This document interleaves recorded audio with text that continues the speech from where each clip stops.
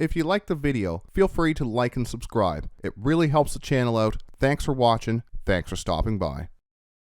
This video is going over a list I will be using for the Grey Knight's Teleport Assault Force Detachment. I would like to try this against one of the Death Guard armies we are going to be having on the battle reports. The Grey Knight's Codex is slated as one of the next Codex releases. We will take a look at the list, the army rule, detachment rule, with a unit breakdown with a final game plan for the list. Let's quickly take a look at those Teleport Assault Force rules. The Grey Knight's army rule is called Teleport Assault. If your army faction is Grey Knights, at the end of your opponent's turn, you can select a number of Grey Knights units, excluding units that are engagement range of one or more enemy units. The maximum number of units you can select depends on the battlefield size. Combat Patrol 1, Incursion 2, Strike Force 3, and Onslaught 4. Once you have made your selections, remove them from the battlefield. In the reinforcement step of your next movement phase, set each of those units up anywhere on the battlefield that is more than 9 inches horizontally away from all enemy models. Any units that are not on the battlefield at the end of the battle count as destroyed. Getting used to which units we should pick up or leave on the table will be one of the first skills we learn as a Grey Knights player. It may seem tempting to always pick up the maximum amount of units. It might not always be the right play. Take your time to think what that unit might be doing next turn before using Teleport Assault on that unit. Another thing to note is that Grey Knight's unit does not need to have the Deep Strike ability to come back down anywhere outside of 9 inches. It does, however, need the Teleport Assault ability. Our infantry and the Dreadknights do have that Teleport Assault ability. Our vehicles, however, do not. No teleporting Land Raiders for us. The Teleport Strike Force Detachment rule is Teleport Shunt. Each time a Grey Knight's unit with the Deep Strike ability advances, do not make an advance roll. Instead, until the end of the phase, add 6 to that unit's movement and that unit can fly. Then we have the Teleport Strike Stratagems. For this list, I've made some common stratagems and some advanced stratagems. The common stratagems, these are the stratagems that we'll be using on almost every unit if the opportunity arrives.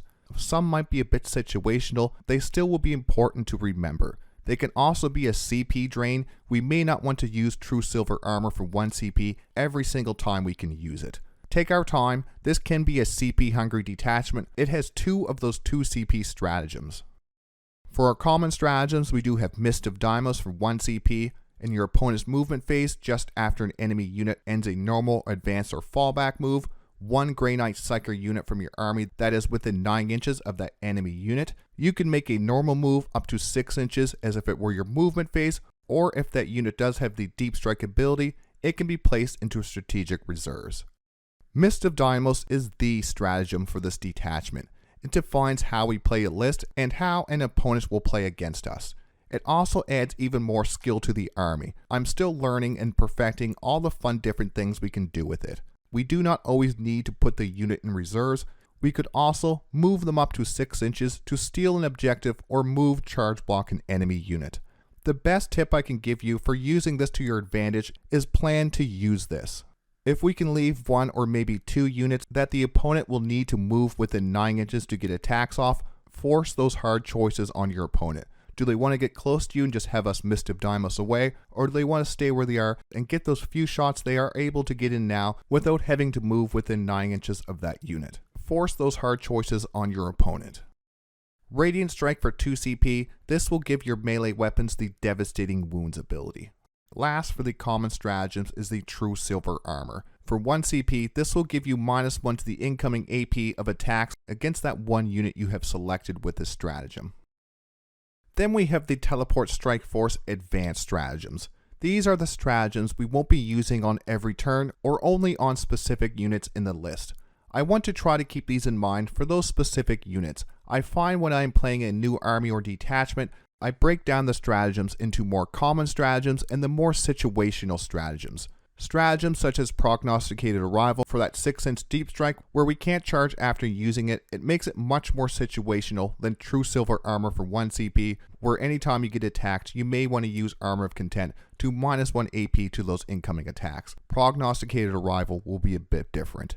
I have Death from the Warp in here for 1 CP. This will give your Grey Knights unit the Assault ability as well as +1 to the hit roll until the end of the turn, not till the end of the shooting phase, but until the end of the turn. Another situational stratagem will be the Haloed and Soulfire for 2 CP. We have to use this in our movement phase, and until the start of your next movement phase, that unit cannot be targeted by a ranged attack unless they are within 18 inches. This gives that unit an 18-inch lone op. Last for the advanced stratagems is that Prognosticated Arrival for 1 CP. You can use this to deep strike within 6 inches of an enemy unit, but you can't charge after using this. Great for maybe stealing an objective or doing a secondary action like behind enemy lines or sabotage. Like I said, this will be a situational stratagem. That's our Teleport Strike Force rules. We'll talk about the enhancements on the units when we get to the unit breakdown. Here is the Teleport Assault Force list. I've named this one the Knights of Titan. It comes to 1,995 points. My Warlord is Kaldor Drago. For the characters, I do have 2 Brotherhood Librarians. One of them has the Sigil of Exigence, while the other has the Inescapable Wrath enhancement. Both of these Librarians will have the combi weapons.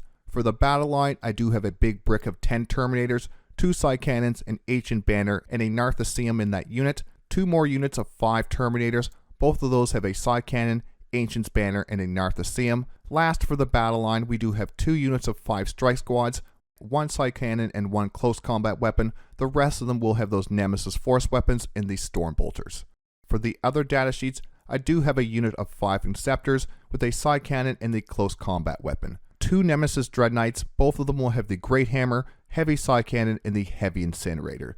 Kaldor Drago will join the big 10-man brick of Terminators, while the Librarians will join the 2 5-man units of Terminators. That's my Teleport Assault Force list. It comes to 1,995 points. We will start the unit breakdown with Kaldor Drago and the 10 Brotherhood Terminators. I think I tried the 10 Terminators with Drago combo once before. I think I tried the 10 Terminators with Drago combo once before the big unit tax was placed on them. Now that I have more games played with the Grey Knights, I am very interested in trying this unit out for a few games. Normally, 10 Space Marine Terminators with a character feels a bit too unwieldy. With a 5-inch movement, they are not the fastest thing on the board, prone to being move blocked or stuck doing nothing for most of the game because they are just too slow. Grey Knights Terminators are a whole different story. The Terminators have the Hammer Hand ability, lethal hits in melee when the unit has charged this turn. Kaldor Drago gives the unit a 4+ Funeral Pain to mortal wounds. His other ability is a once per game ability. These 10 Terminators will really pack a punch. His other ability is one with the Warp. Once per battle when the model's unit declares a charge, in the same turn it was set up on the battlefield using Deep Strike or the Teleport Assault ability, add 3 to the charge roll. So this gives you a 6-inch charge from Deep Strike. It is once per game. Deciding when and where to use this is important. We do not want to waste our 6-inch charge into a 70-point enemy unit. Having a CP in the bank makes this a very reliable charge, something that will give this unit that psychological threat. Since the Teleport Assault is a reposition move, we don't have to worry about placing this unit before turn 3 unless we started that unit in Deep Strike and still haven't brought it on the board yet. Late game, 10 Terminators charging a vulnerable target with a 6-inch charge is very hard to deal with. That's why we want to hold on to the 6-inch charge into the later game if we can. Don't rely on the mindset of I have 10 Terminators, try to kill them all. Do not lose these early. In the last half of the game, we want I have 10 Terminators, you can't kill them all. 10 Terminators plus Drago can make one heck of a don't get close wall. Spread them out to limit the opponent's movement while forcing them to move closer if they want to engage our army. Use Mist of Deimos to pick this big unit up to live another day. A great target for any buffing stratagems like Radiant Strike, True Silver Armor, or Death from the Warp, and Death from the Warp will give that unit assault and +1 to the range weapons for the rest of the turn. Between Drago and the 10 Terminators, that is around 36 Stormbolter shots, 6 Psy Cannon shots, and Drago's Psychic Attack. Use Prognosticated Arrival to make a Terminator move block that can Mist of Deimos away. Haloed and Soulfire is expensive. If needed, we can use it to keep this unit safe from ranged attacks outside of 18 inches. To be honest, all of the stratagems are very useful on this big 10 Terminator unit. Next up is the 2 units of Librarian and 5 Terminators. Not as deadly in melee as Drago's 10-man Terminator unit, these 2 Librarian Terminator units will have something else for our opponent. mortal wounds. Let's take a look at that Librarian datasheet. A movement of 5, toughness 5 with a 2-up save with a 4-up invulnerable, 5 wounds, 6 leadership, and an OC of 1. The combi weapon that I do have equipped to these Librarians is 24-inch range, 1 attack, hitting on a 4+, strength 4, AP 0, damage 1, with anti-infantry 4, devastating wounds, and rapid fire 1. Then we have the Purge Soul ability, which comes in 2 different variants, the Focus Witchfire and the Witchfire attack. The Focus Witchfire is 24-inch range, 1 attack, hitting on a 3+, strength 6, AP 2, damage 3, with hazardous and precision. The regular Witchfire is the same profile, without precision and hazardous. The melee weapon, we have the Nemesis Force weapon, 4 attacks, hitting on a 2+, strength 6, AP 1, damage 2. Oddly enough, this is one of those rare Nemesis Force weapons that's not AP 2 damage 2, it is AP 1 damage 2. For the abilities, we do have Sanctic Hood. While this model is leading a unit, models in that unit have a 4+ Feel No Pain ability to psychic attacks. Then the reason we take a Librarian is the Vortex of Doom. In your shooting phase, you can select one enemy unit within 18 inches and visible to the Psyker, excluding units with the lone operative ability that are not part of the attached unit and are not within 12 inches of the Psyker. If you do, roll 1d6. On a 1, this Psyker's unit suffers d6 mortal wounds. On a 2 to a 5, that enemy unit suffers 2d3 mortal wounds. On a roll of a 6, that enemy unit suffers a big 2d6 mortal wounds. The Librarians are how we can get some extra anti-tank damage out of this list. If we do roll the Dreaded 1 on our Vortex of Doom, we would have a 4+ Feel No Pain to those psychic mortal wounds from that Psychic Hood ability. Now these Terminators have the same overall abilities as the Drago's big 10-man unit, just less overall attacks. It will be hard piling in 10 Terminators into combat. That 10-man unit may not be even that much overall attacks in actual game compared to this 5-man unit. They still have lethal hits from the Brotherhood Terminator's Hammer Hand ability. I did not mention in the Drago section, the Terminators have an OC of 2 up to OC 3 from that ancient banner in each unit. And each has a Narthasium to return a dead model to the unit in our command phase. This list will have a total of 15, toughness 5, 3 wound, teleporting zombie Terminators. One of these Librarians has the Sigil of Exigence enhancement, a very strong enhancement, or a party trick. It all depends on how Sigil is used. If we play the unit like a normal unit, pressing objectives, melting some brains, then using this to save yourself from a few shots from enemy units, that is a party trick, nothing more. We want to play really aggressive with this enhancement. Is it still available for secondary points like behind enemy lines or even storm hostile objective? Try to remember we want to trade this once per game enhancement for a points gain for us or a points loss for the opponent. Don't just charge these willy-nilly into the middle, knowing you will be able to pick them up if they do get targeted by a ranged attack. We want to plan this ability and use it for a points gain. The other Librarian, I put the Inescapable Wrath enhancement to give that unit he is attached to, the 5-man Terminators, +1 to the charge roll. It is not Drago's +3, +1 all game, does make charges a bit more reliable. 8-inch charges out of Deep Strike is good to have combined with the army rule. All 3 Terminator units will be primary attack units. The Grey Knight's uppy downy rule allows us to be flexible with our unit rolls. The only other Grey Knight's battle line unit is a Strike Squad.